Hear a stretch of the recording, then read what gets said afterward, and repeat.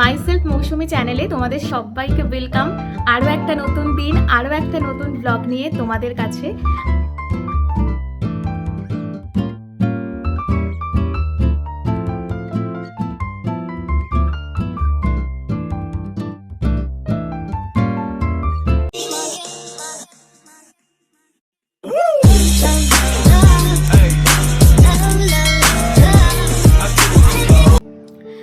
Hello everyone, সবাই কেমন আছো? Good morning.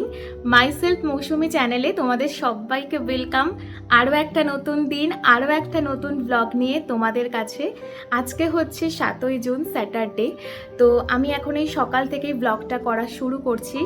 আজকে আমি তোমাদের সাথে মেইনলি যেটা শেয়ার করব সেটা হচ্ছে চুলের যত্নে বাড়িতেই থাকা একদম কম উপকরণ দিয়ে একটা হেয়ার গ্রোথ অয়েল, যেটা তোমাদের চুল পড়া কমাতে তো অনেকটা হেল্প করবে, তার সাথে হেয়ার গ্রো করতেও কিন্তু সাহায্য করবে। যেমন আমারই রিসেন্টলি চুলের অবস্থা ভীষণ খারাপ হয়ে গিয়েছিল এবং এখনও অনেকটাই খারাপ আছে। এটা আমার মনে হয় আই থিঙ্ক আমার বিয়ের পরেই এটা হয়েছে, এই সিঁদুর পরার কারণে হয়তো হতে পারে, তো আমি ঠিক জানি না।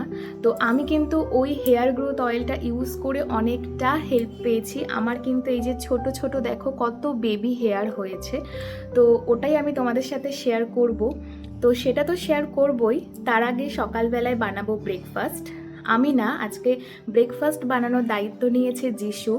তো যিশু যে ব্রেকফাস্টটা বানাবে সেটা তোমাদের সাথে শেয়ার করছি। তো ভিডিওটা কিন্তু অবশ্যই শেষ পর্যন্ত দেখো। তো চলো রান্নাঘরে যাওয়া যাক আর দেখি যিশু আজকে ব্রেকফাস্টে কি বানাচ্ছে। ও কিন্তু মাঝে মাঝে এরকম ব্রেকফাস্ট, স্ন্যাক্স এগুলো বানায়। মানে তোমরা যারা আমার ব্লগ প্রায় দেখো তারা খুব ভালো করেই জানবে যে যিশু মাঝে মাঝে আমাকে এটা ওটা রান্না করে খাওয়ায়, আর ওর হাতের রান্না কিন্তু বেশ ভালো। তো চলো দেখি কি রান্না করছে। তো দেখো রান্নাঘরে এসে দেখি যিশু এখানে সব রকমের সবজি কাটা শুরু করে দিয়েছে। আসলে যিশু আজকে ব্রেকফাস্টে বানাবে হচ্ছে কোলস্লো স্যান্ডউইচ। আমরা বেশ কয়েকদিন আগে যখন মন্দারমণি গিয়েছিলাম তখন আমরা যে রিসর্টে ছিলাম সেই রিসর্টে ব্রেকফাস্টে আমরা এই স্যান্ডউইচটা খেয়েছিলাম, আর খেতে বেশ ভালো লেগেছিল, তাই আমরা এটা বাড়িতে একবার ট্রাই করছি। তো আমরা কিন্তু ওখানে খেয়েছিলাম ননভেজ, মানে সমস্ত রকম সবজির মধ্যে কিন্তু পেঁয়াজ অ্যাড করা ছিল, কিন্তু আজকে যেহেতু আমাদের স্যাটারডে আমরা ভেজ খাই, তো সেই জন্য আমরা পেঁয়াজটা দিইনি। আমরা গাজর, ক্যাপসিকাম, শসা, লঙ্কা কুচি, ধনেপাতা কুচি, বাঁধাকপি সমস্ত সবজি একদম মিহি করে এখানে ভালোভাবে কেটে নিয়েছি। আর এর মধ্যে আমরা ভেজ মেয়োনিজ, তার সাথে বিট নুন, চাট মশলা, তার সাথে হচ্ছে গোলমরিচ গুঁড়ো আর হচ্ছে পাতিলেবুর রস দিয়ে ভালো করে মাখিয়ে নিয়েছি। আর আমরা কিন্তু ওখানে খেয়েছিলাম হোয়াইট ব্রেড। তো আমরা বেশ কয়েকদিন ধরে হোয়াইট ব্রেড খাচ্ছি না, আমরা ব্রাউন ব্রেডটাই এখন প্রেফার করছি। তো সেই জন্য কিন্তু আমরা এক একটা ব্রেড নিয়ে তারপরে এই কোটিংটা ভালো করে লাগিয়ে নেব, আর তারপর কিন্তু আর একটা পাউরুটি দিয়ে ঢাকা দিয়ে দেব। আর কোলস্লো স্যান্ডউইচের আমার মেইন যে ব্যাপারটা মনে হয়েছে, এটা কিন্তু অ্যাকচুয়ালি ভাজা হয় না, কাঁচা অবস্থাতেই খাওয়া হয়। আমরা রিসর্টেও তাই খেয়েছিলাম, বাট আমরা যেহেতু ব্রাউন ব্রেড দিয়ে বাড়িতে এই রেসিপিটা ট্রাই করছি। আর সত্যি কথা বলতে গেলে তোমরা যারা হোয়াইট ব্রেড, ব্রাউন ব্রেড দুটোই খাও, তোমরা খুব ভালো করে বুঝবে যে হোয়াইট ব্রেড কিন্তু কাঁচা অবস্থাতেও খাওয়া যায়, ওটার একটা টেস্ট থাকে, বাট ব্রাউন ব্রেডে কিন্তু সেরকম কোনো টেস্ট থাকে না। তো সেই জন্য আমরা এখানে একটু বাটার দিয়ে ভালোভাবে পাউরুটির এপিটার ওপিটটা একটু ভেজে নিচ্ছিলাম, তাহলে খেতে একটু হয়তো ভালো লাগবে। বাট বিশ্বাস করো এটা কিন্তু একটু না, এটা কিন্তু অনেকটাই খেতে ভালো লাগছিল। তো প্রথমে যিশু কটা রেডি করলো, তারপর আমি কটা রেডি করলাম। তো দেখো আমাদের কিন্তু কোলস্লো স্যান্ডউইচ একদম রেডি। আর বিশ্বাস করো রিসর্টে খেয়েছিলাম হোয়াইট ব্রেড দিয়ে আর বাড়িতে বানিয়েছিলাম ব্রাউন ব্রেড দিয়ে। তো আমার কিন্তু দুটোই খেতে বেশ ভালো লেগেছে। এটা যে ব্রাউন ব্রেড দিয়ে করেছি বলে খেতে ভালো লাগছে না এরকম কিন্তু নয়, আর ভেজ করেছি বলে যে খেতে ভালো লাগছে না তাও কিন্তু নয়। তো তোমরা কিন্তু বাড়িতে এটা ট্রাই করতে পারো। সকালে কোলস্লো স্যান্ডউইচ আর তার সাথে হচ্ছে ফ্রুট জুস দিয়ে ব্রেকফাস্ট করে আবার চলে এসেছি রান্নাঘরে। তো এখন তোমাদের সাথে শেয়ার করব হচ্ছে সেই ম্যাজিক্যাল হেয়ার গ্রোথ অয়েলটা। তো চলো আগে তোমাদের সাথে শেয়ার করি যে এটা বানানোর জন্য কি কি জিনিস প্রয়োজন। তোমরা তো দেখতেই পারছো রান্নাঘরে এত এত ঘাস পাতা আমি জোগাড় করে এনে রেখে দিয়েছি। আসলে আমি আগের দিনকে রাত্রিবেলায় মামুনিকে বলেছিলাম যে মামুনি আমার এই জিনিসগুলো দরকার, তুমি একটু এনে গুছিয়ে রেখে দিও। তো মামুনি এত এনেছে, বিশ্বাস করো আমার কিন্তু সত্যি সত্যি এত লাগতো না। তো আমার যতটুকু প্রয়োজন আমি কিন্তু ততটুকু গুছিয়ে ভালো করে ধুয়ে একটা প্লেটে নিয়ে নিয়েছি। তো দেখো, প্রথমে কিন্তু লাগবে কিছুটা মেথি, তার সাথে কিন্তু একটা আমলকি ছোটো ছোটো টুকরো করে কেটে নিয়েছি, তার সাথে কিন্তু একটা পেঁয়াজ টুকরো করে কেটে নিয়েছি, তার সাথে লাগবে হচ্ছে জবা ফুলের পাতা, কারি পাতা, নিম পাতা, 6 থেকে 7টা জবা ফুল, আর হচ্ছে দূর্বা ঘাস। আর অবশ্যই কিন্তু লাল জবা ফুল, আর তার সাথে কিন্তু লাল জবা ফুলের পাতাটাই লাগবে, অন্য কোনো জবা ফুল কিন্তু হলে হবে না। আর নারকেল তেল তো অবশ্যই লাগবেই। তো আমি এখানে যে নারকেল তেলটা ইউজ করছি সেটা তোমরা অনেকেই চিনবে। এটা কিন্তু সেই পুরনো দিনের টিনের কৌটোর নারকেল তেল।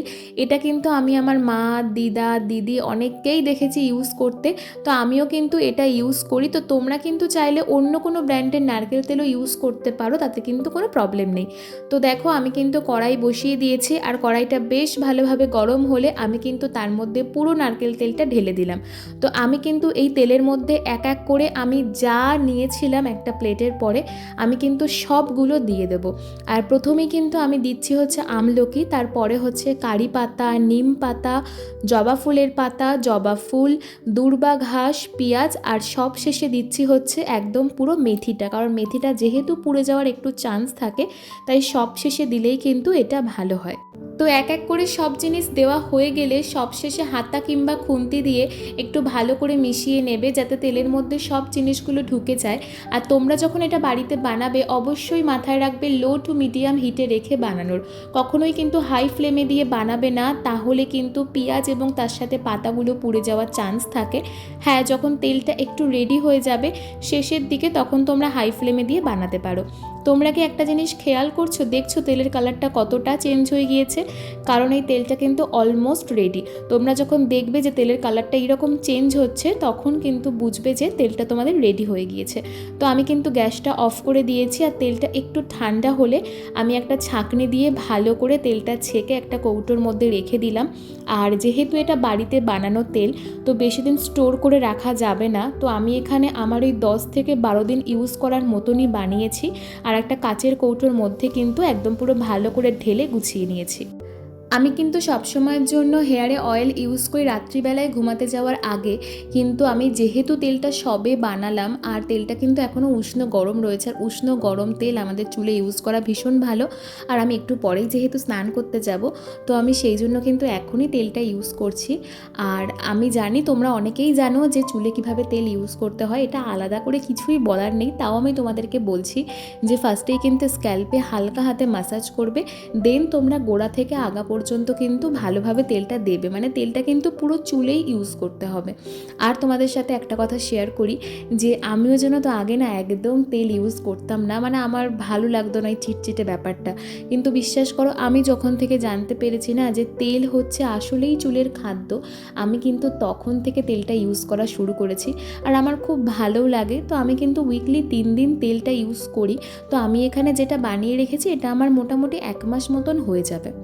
তো হেয়ার অয়েল ইউজ করা কমপ্লিট, দেন আমি ভালোভাবে চুলটা বেঁধে নিয়েছি, আর আমি 1 ঘন্টা মতন হোল্ড করে যাব, তারপর আমি যাব হচ্ছে স্নানে। তো সেই ফাঁকে আমি মিড মর্নিংয়ে আমার জন্য বানিয়েছি বিটরুট জুস, আর তার সাথে আমি বিটরুট ফেস প্যাকও আমার মুখে ইউজ করেছি। আর বিশ্বাস করো, আমার যেটা মনে হয় না যে সবসময় ওপর করলে তো সব কিছু হয় না, মানে পেটেও কিছু দিতে হয়, মানে ভালো খাবার দিতে হয়।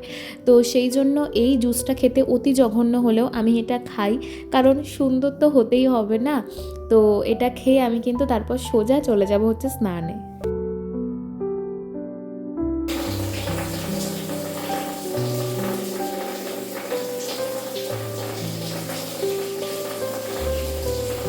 স্নান করে রুমে আসার পর আমার প্রত্যেক দিনকে সেম যে কাজ থাকে একটা ভালো সানস্ক্রিন ইউজ করার, কারণ যা গরম পড়েছে আর বাইরে যা রোদ। তো আমি এখানে ইউজ করছি হচ্ছে ফটোস্টেবলের সানস্ক্রিন। আর আমি না বরাবরই বেশি হিজিবিজি ক্রিম ইউজ করতে পারি না, ওই একটা ফেস ওয়াশ, একটা টোনার, একটা সানস্ক্রিন, একটা নাইট ক্রিম, একটা লিপ বাম আমার জন্য এনাফ। তো দেন আমি এখন করব হচ্ছে লাঞ্চ, কারণ ভীষণ খিদে পেয়ে গিয়েছে। আর আজকে দুপুরবেলার পুজোটাও মামনি দিয়ে দিয়েছে। তো মামনি আজকে লাঞ্চে রান্না করেছে হচ্ছে ভাত, তার সাথে উচ্ছে কুমড়ো ভাজা, কুমড়ো শাক, বাঁধাকপি, আর তার সাথে আমি নিয়েছি হচ্ছে একটা গন্ধরাজ লেবু।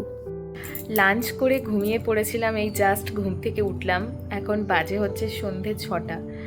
আর মানে এতটা ঘুম পায় এই হেয়ার অয়েলটা ইউজ করলে, কি বলবো, বিশ্বাস করো। মানে শরীরটাও ঠান্ডা হয়ে যায়, শুধুমাত্র হেয়ার গ্রো হয় না, তার সাথে শরীরটাও ভীষণ ঠান্ডা হয়ে যায়। তো যাই হোক, এখন খাবো হচ্ছে এই যে ফ্রুট যিশু কেটে রেখে গেছে, ও একটু বেরিয়েছে। তো তারপর আজকে আবার যেহেতু স্যাটারডে, তো আমরা যেহেতু প্রত্যেক শনিবার করে বড় ঠাকুরের মন্দিরে গিয়ে পুজো দিয়ে আসি, তো সেটাও বেরোবো আমি আর যিশু একটু পরেই। সো রেডি হয়ে গিয়েছি, এখন সন্ধেবেলায় আমি আর যিশু যাচ্ছি হচ্ছে বড় ঠাকুরের মন্দিরে পুজো দিতে। আমাদের বাড়ির যে মোড়টা আছে, মানে 8 নাম্বার মোড়, ওই মোড়েই হচ্ছে বড় ঠাকুরের মন্দির। তো আমাদের বাড়ির থেকে বাইকে করে যেতে মোটামুটি 2 থেকে 3 মিনিট মতন লাগে। তো আমরা চাইলে হেঁটেও যেতে পারি, বাট বিশ্বাস করো গাড়ি হওয়ার পর না এখন আর হাঁটতে ইচ্ছা করে না, হেঁটে যেতে ইচ্ছাই করে না। তো সেই জন্যই তো বড় ঠাকুরের মন্দিরে পৌঁছে গিয়েছি। তো বাড়ির পাশের একটা দোকান থেকেই ধূপকাঠি, মোমবাতি, বাতাসা সব কিনে নিয়েছিলাম। তো এখন ঠাকুরের সামনে ধূপকাঠি, মোমবাতি সব ধরিয়ে দেখাবো, আর তারপর হচ্ছে ঠাকুরকে দর্শন করে 8 নাম্বার মোড়েই একটা দোকানে গেলাম। আসলে বেশ কয়েকদিন ধরে আমি গ্রিন টি খাচ্ছি সন্ধ্যাবেলায়। তো আজকে যিশু কফি খেতে চাইছিল, তো ভাবলাম ঠিক আছে একদিন কফি খেলে কি আর হবে। তো বাড়িতে দুধের প্যাকেট, কফির প্যাকেট কিছুই নেই, তো সেই জন্যই দোকান থেকে দুধের প্যাকেট, কফির প্যাকেট নিলাম, তার সাথে পপকর্নের প্যাকেট নিলাম, সল্টেড কাজু বাদামের প্যাকেট নিলাম।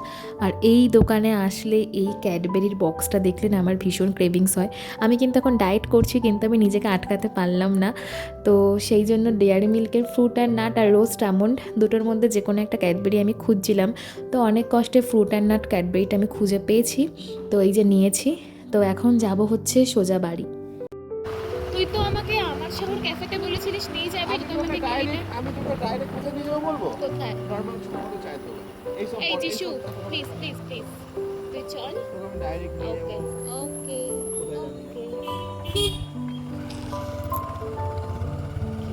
বাড়িতে এসেই আমি পপকর্ন আর তার সাথে হচ্ছে কফি করতে বসিয়ে দিয়েছি। আর আজকের ব্লগটা আমি এখানেই শেষ করছি। তো তোমাদের ব্লগটা কেমন লাগলো অবশ্যই জানিও। ভালো লাগলে একটা লাইক করে দিও, কমেন্ট করে দিও, শেয়ার করে দিও, আর চ্যানেলটা প্লিজ সাবস্ক্রাইব করে দিও।